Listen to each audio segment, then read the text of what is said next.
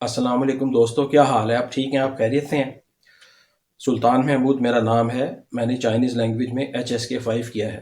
मैंने अपना एक यूट्यूब चैनल बनाया जिसका नाम है रनशंग 92। ये इसलिए मैंने बनाया है कि ताकि यहाँ पर मैं चाइनीज़ ज़ुबान को उर्दू में आसानी से लोगों को समझा सकूँ, लोग इसको समझ सकें और इसको जान सकें। आप जानते हैं कि पूरी दुनिया के अंदर चाइनीज़ लैंग्वेज का बहुत बड़ा एक ट्रेंड बनता जा रहा है। रोज़ इसके स्पीकर्स बढ़ते जा रहे हैं। दुनिया की दूसरी सबसे बड़ी ज़ुबान बन चुकी हुई है। तो हम चाइनीज़ के बारे में यहाँ पर जानेंगे। चाइनीज़ जिसको हम बोलते हैं, इसको दुनिया मांdarin चाइनीज़ के नाम से जानती है। मांdarin इसका इंटरनेशनल इंग्लिश नेम है चाइनीज़ का। मांdarin चाइनीज़ इसको बोलते हैं, ठीक है? तो मैं अभी आपको मांdarin दिखाता हूँ। मैं आपको यहाँ पर जो लफ्ज़ बोलूँगा आपको यहाँ पे स्लाइड पे भी दिखाऊँगा, ताकि हम इसको स्टेप बाय स्टेप चलते रहें और आपके लिए आसानी हो, आप इसको आगे पीछे करके भी देख सकेंगे, ठीक है? मैं आपको मांdarin आप देखिएगा इसके ऊपर स्लाइड के ऊपर।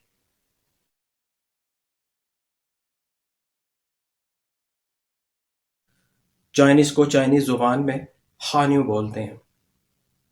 हान्यू एक पिक्चर बेस्ड लैंग्वेज है।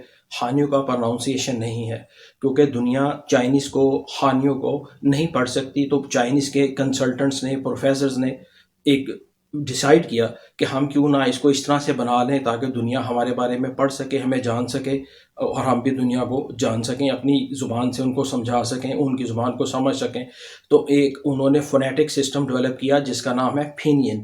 फिनियन बेसिकली ऑफिशियल रोमनाइजेशन है हान्यू की। इसको हान्यू फिनियन कहते हैं, यानी official romanization of हान्यू, Chinese language की रोमनाइजेशन।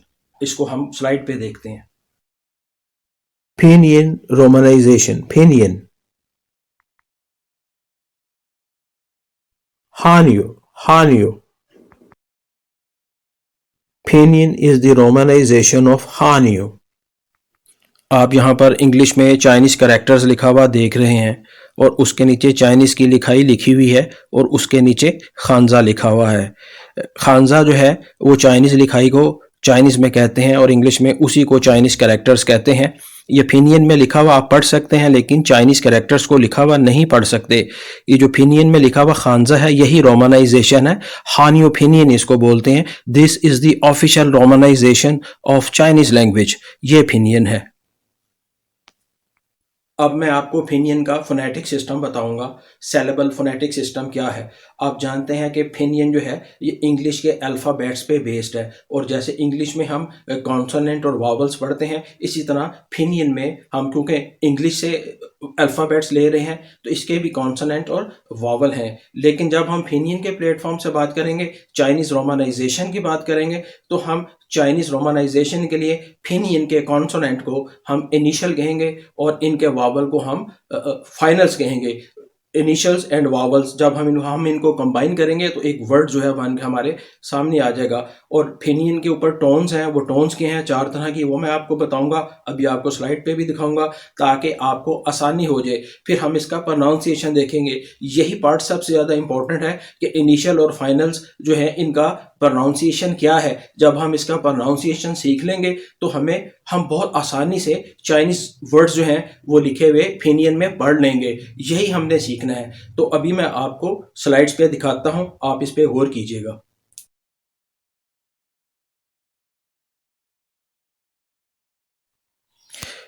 Chinese consonant vowels. Chinese consonant जिनको हम अभी जान चुके हैं, इनिशियल्स कहते हैं, और वावल को फाइनल्स कहते हैं। चाइनीज़ में सबसे बड़ी बात यह है फिनियन में, जब हम कोई फाइनल लिखते हैं अकेला, एक अल्फ़ाबेट, एक लेटर, तो वो मीनिंगफुल होता है। लेकिन कोई भी कॉन्सोनेंट जो इनिशियल है फिनियन में वो मीनिंगफुल नहीं होता। उसके साथ कोई फाइनल आके मिलता है तो उसका एक रीडेबल, एक सेंसेबल, एक मीनिंगफुल जो है वो वर्ड बनता है। ये कॉन्सोनेंट वावल यानी इनिशियल एंड फाइनल्स हैं। वो क्या है हम उनको अगली स्लाइड पे देखते हैं। अब हम इनिशियल्स की आवाज को देखते हैं, प्रोनाउंसिएशन को। बी जो है वो पे की आवाज देगा, पे से पाकिस्तान। पी देगा फे की आवाज, फे से फूल। एम बिल्कुल इंग्लिश के एम वाली ही आवाज देगा। एफ भी इंग्लिश के एफ वाली यानी फे से आवाज देगा। टी देगा ते की आवाज, ते से तख्ती। टी देगा थे की आवाज यानी थे से थाली। एन देगा बिल्कुल इंग्लिश वाले एन की आवाज। एल देगा बिल्कुल इंग्लिश के एल वाली ही आवाज। जी देगा दो आवाजें, एक काफ की और एक गाफ की। अगर किसी चाइनीज वर्ड में दो दफा जी आएगा तो पहला जी काफ से और दूसरा गाफ से पढ़ा जाता है। के जो है वो खे की आवाज देता है, एच जो है वो हे की और खे की आवाज देगा, जे देगा चे की आवाज, क्यू देगा छे की आवाज, क्योंकि इसकी आवाज बारीक है इसलिए मैंने छी लिखा। एक्स जो है वो आवाज देता है सीन और शीन की। दोनों तरह से पढ़ा जाता है, कुछ चाइनीज सीन से बोलते हैं, कुछ शीन से। जेड एच चे की आवाज देता है, सी एच छे की आवाज देता है, ये आवाज थोड़ी मोटी होती है।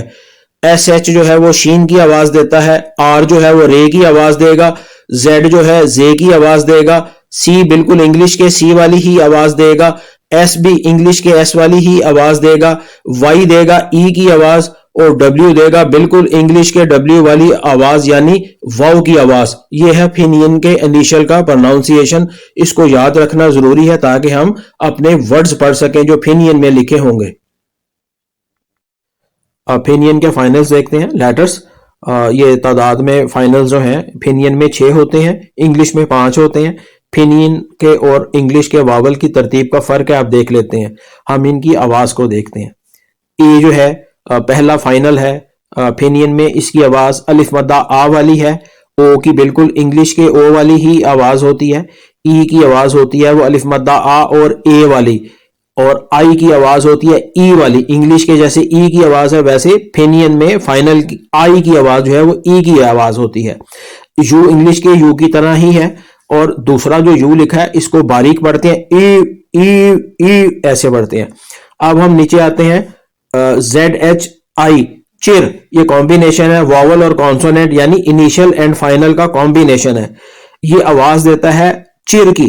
जब जेड एच के साथ आई लगेगा तो चिर की आवाज देगा, आई अपनी ई की आवाज नहीं देता। इसी तरह सी एच जो है आप जानते हैं छे की आवाज देता है, जब आई मिलता है तो छिर की आवाज।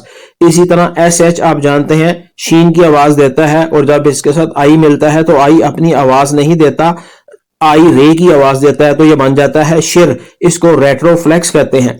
चाइनीज फिनियन में सिर्फ Z H I, C H I और एस एच आई ही 3 ऐसे वर्ड्स हैं जो कि रे की आवाज देते हैं। ये है सब चाइनीज में फिनियन के फाइनल और इनिशियल्स की आवाज। यह बहुत जरूरी है, आप इसको याद रखें, इसको प्रैक्टिस करें फिनियन की साउंड की, कि आवाज क्या है और फाइनल के साउंड की। फिनियन का एक दूसरा पार्ट, अगला पार्ट जिसको टोन्स कहते हैं, ये 4 तरह की टोन्स होती हैं। First tone, second tone, third tone और फोर्थ टोन। फर्स्ट टोन जो है ये फ्लैट टोन, सेकंड टोन जो है उसको राइजिंग टोन कहते हैं, और थर्ड टोन जो है फॉलिंग एंड राइजिंग टोन, और फोर्थ टोन को हम फॉलिंग टोन कहते हैं। फिनियन में इन टोन्स की वजह से आवाज का उतार और चढ़ाव हमें पता लगता है, यही फोनेटिक सिस्टम है। यह बहुत मुश्किल नहीं है, मैं आपको अभी बताता हूँ। ये आप इनकी शक्लें देखें, टोन्स की ये इनकी शक्लें हैं। फिनियन में हम टोन्स की आवाज़ को देखते हैं। फर्स्ट टोन जो फ्लैट टोन होती है, ये फ्लैट टोन, ठीक है। इसमें जब हम कोई लफ्ज़ जो आमतौर पे टेक्स्ट बुक में लिखा होता है वो माँ लिखा होता है, अगर हम फर्स्ट टोन में माँ देखेंगे तो ये देखिए माँ, राइट। सेकंड टोन जो है वो राइजिंग टोन होती है, उसमें आप देखें माँ को माँ, और थर्ड टोन जो है वो फॉलिंग एंड राइजिंग टोन होती है, उसमें हम माँ कैसे पढ़ेंगे वो देखिए माँ। और फोर्थ टोन जो होती है वो फॉलिंग टोन होती है, अब उसमें माँ कैसे पढ़ेंगे वो भी देखिए माँ। ये है टोन्स।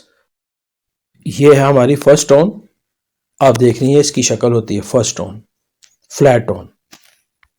ये हमारी सेकंड टोन है, आप देख रहे हैं इसको राइजिंग टोन कहते हैं, ऊपर की तरफ है ये हमारी थर्ड टोन है, ये फॉलिंग एंड राइजिंग टोन होती है, पहले ऊपर से नीचे फिर नीचे से ऊपर। ये हमारी फोर्थ टोन है जिसको फॉलिंग टोन कहते हैं, ऊपर से नीचे फॉलिंग टोन। ये है माँ जो कि चारों टोन्स के साथ इंटरनेशनल बुक्स में लिखा हुआ होता है। तो दोस्तों मैंने आपको अभी फिनियन के बारे में बताया। ये फिनियन रोमनाइजेशन है, ऑफिशियल रोमनाइजेशन हानियू की यानी चाइनीज़ लैंग्वेज की। इसमें टोन्स हैं, अक्सर लोग टोन्स की वजह से परेशान होते हैं। टोन्स की वजह से बिल्कुल भी परेशान होने की आपको ज़रूरत नहीं है।